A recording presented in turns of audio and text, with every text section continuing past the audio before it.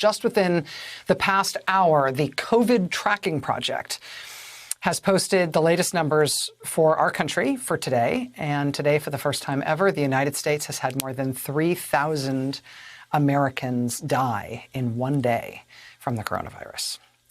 In the last 24 hours, 3,054 Americans are known to have died from this disease. That's the largest number we've had ever.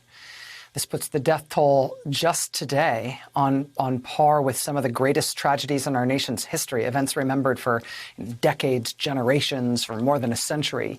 The terrorist attacks of 9/11 killed 2,977 people. The 1906 San Francisco earthquake and fire, an immense conflagration that burned whole swaths of that city to the ground, brought that city to its knees.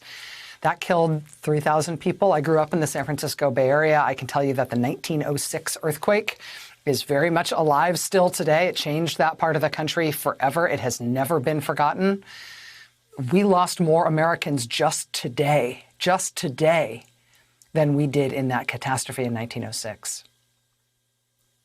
This week, we, of course, marked the anniversary of the 1941 attack on Pearl Harbor, December 7th, 1941. 2,400 Americans killed in that surprise ambush attack by Japan. 2,400 dead on that date. That still lives in infamy. 2,400 Americans killed.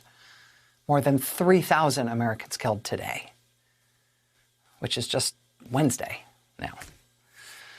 And what will tomorrow bring? Last night, we talked about the first patients in the UK being administered the coronavirus vaccine manufactured by Pfizer.